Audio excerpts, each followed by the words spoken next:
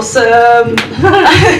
I'm Charlotte Souter, and this poem goes out to anyone who's just had a really rubbish customer service job. It's called Coffee.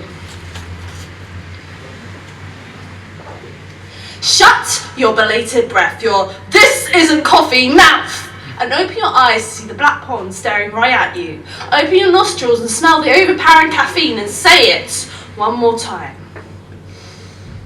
This isn't coffee. Are your nose hairs failing you?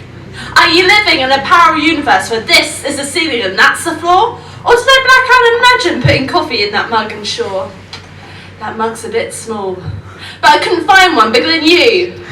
You gonna tell me it's not a chair? Because that's right in front of me too. And this smile isn't genuine. This smile wants to punch you. This smile wants to spill coffee, that's right, coffee, over that distasteful jumper. But the manager's watching, and this smile needs that $6.50 an hour. So maybe if I put a fourth teaspoon in, you might taste its prominent coffee characteristics and come to the conclusion it's not tea.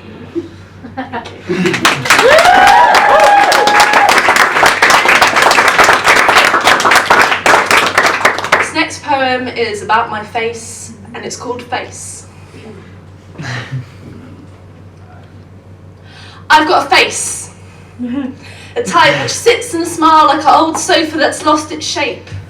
I've got a smile that a plaster of Paris on. I've got a bounce in my step that I welded to my foot. I'm a mask whose task is to prevent pity. Because I'm smiling, it means I'm alright, right? I can't possibly be going through shit if you can see my teeth. They have not been kicked in yet. Life advice. No one wants to be friends with anyone who flaunts a frown. Sadness is infectious and you don't want to be associated with infection. Life advice. Be truthful and communicate your feelings. Life advice. No one is who they seem. People make their own connections to connect their own dot to dots, not yours. Don't be absorbed into others' images. Life advice. Be selective of the advice you take.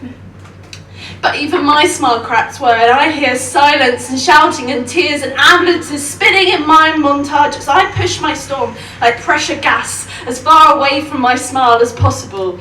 As being strong for your mum is something you do when you've not got a dad. And the only relationships you've seen are ones where males dominate your emotions on puppet strings and control your wallet and schedule, because the male is obviously cleverer than a wooden pretty puppet. And she's been carrying her storm longer than you. And she needs a release, so you need to be her ground to stop her from falling. So I'm sorry if you can't see beyond my smile, but I've seen what happens when you mistrust. Your storm gets wilder and your smile becomes harder to hold in that Joker-like position.